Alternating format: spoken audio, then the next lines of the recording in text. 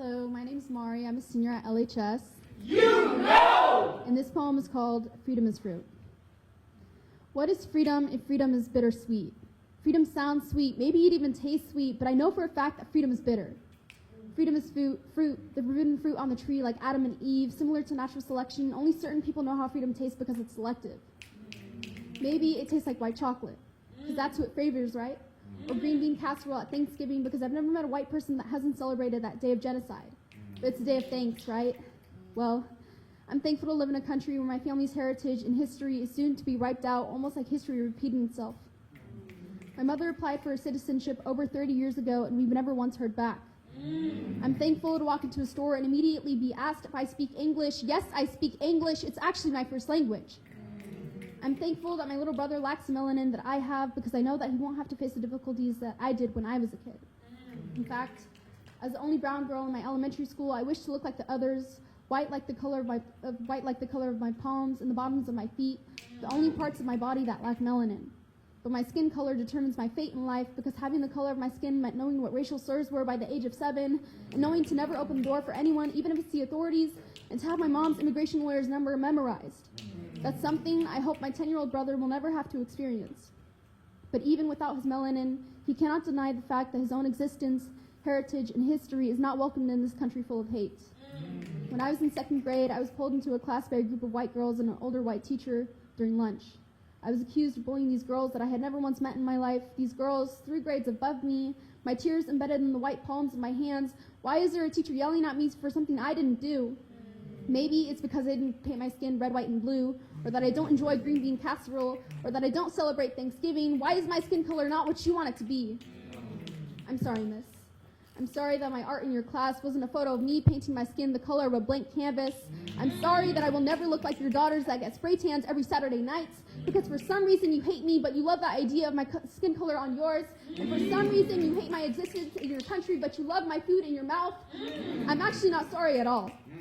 I'm not that 10-year-old girl anymore that was ashamed of being different. I love not looking anything like you. Freedom is fruit, the forbidden fruit on the tree, like Adam and Eve. I am a sinner because I am caving into the temptation of freedom. I just wish I had the fruit of freedom in my hand. I want to know the sweetness it gives.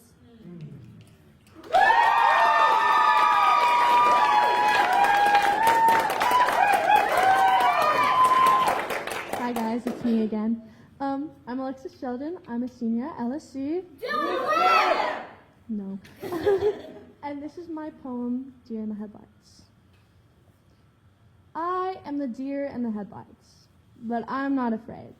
I've never been afraid. I don't freeze out of fear, but the steadfast belief that they will stop. They will see this dumb deer and stop. They have to. The headlights reflect in my glass eyes, getting closer and closer, but they will stop. The asphalt under me reassures me so, even as I see the litter and those before me whose lights didn't stop. But mine will. My ears twitch at the rumbling of the gears, churning, grinding, metal on metal. The familiar screech of the brakes are not there, but they will come. I will be saved. I will be saved as I have been before. I will not end up a mangled remembrance of grotesque metal on flesh like the others. They're coming closer.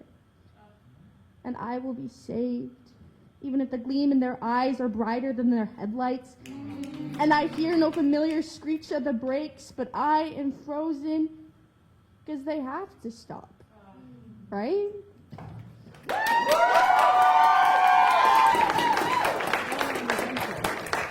What an adventure. Hi, my name is Skutt Anderson. I'm a junior at Arts and Humanities. Impossible! And this is my poem, What's Your Biggest Fear?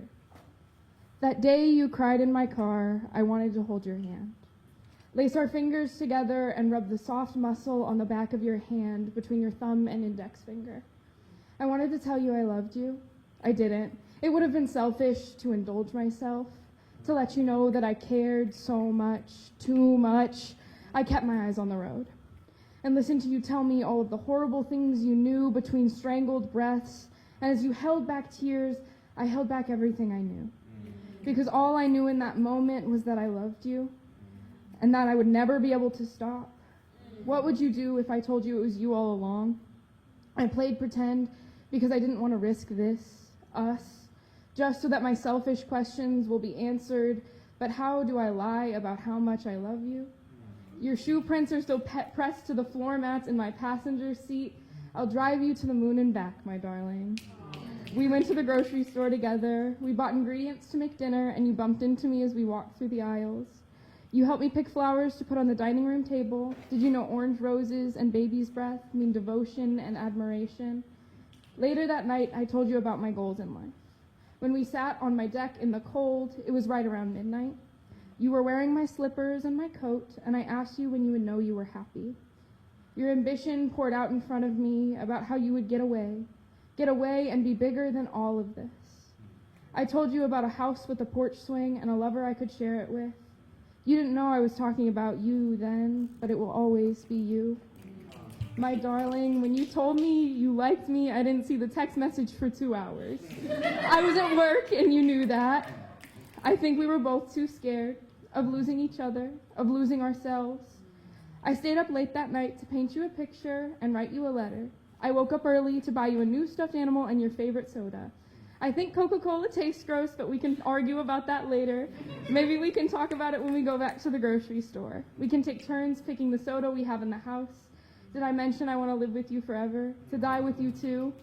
As I rot in the ground, the soil will start to taste like the sunlight in your eyes, and now, as I watch the TV show you begged me to watch and take my favorite photos of you on the walls above my bed during the commercial breaks, I know that the universe designed me for love. That the hurt only happened to make way for joy. My biggest fear used to be that it wouldn't get better. That everyone was lying, and I would have to fight my way through survival forever. And then you looked at me, and you were kind even when I didn't have the energy to thank you for your sweetness. And I realized I have to pick a new biggest fear. And I suppose this is the most longest-winded way to say, I guess my biggest fear is spiders.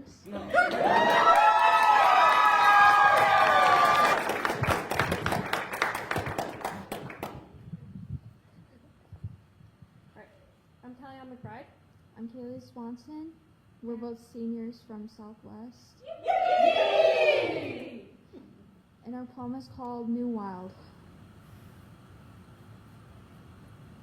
Show me the wild. Show me the earth so long buried underneath concrete and dust that it's withered and blackened and ruined. Show me the earth that we've been ignoring, the animals screaming out for help, and people who walk by and ignore it. People who wear their skin and drink their blood. Show me the real wild. The corals withering under the sea while oil spills into the water. Fire catching. One spark and it's all gone. This is our wild now. This is what we've created with ignorance, with hate, with dimness. This is the wild that we have made. This is a wild that we have neglected. This is a wild that our children will have to live with tornadoes spiraling after a snowstorm and a monsoon after a drought. The deserts lost their oases, and yet we still insist that the water is right there, running headfirst into a mirage, rather than face facts that we have done this. We made this new wild, where the cacti have shrunk and shriveled, where flowers wilt as they grow, never standing at full height, where animals go extinct by the hundreds every day. The wild where there's only cities and skyscrapers left, the wild of smoke and fog and ashes. Is this even the wild anymore? We're screaming at celebrities and TV, the traffic when it's too slow, but where's the anger when everything on our planet is gone? The anger when the wild has shriveled and we wonder why there's global warming. Where's everyone's anger that we've killed the only true wild we know? I want the wild, but it isn't there because it lays in the dust like the reflection of the polluted waters with ash and dirt hanging from above, slain by our greed, slain by our lust for power and money. I want the wild, but it's gone. Just as the chaos and pain has given to this world of hurt, and ash and smoke turning into a blazing inferno that no one can stand, and eventually it'll all disappear. This is what we have made. This is our new wild.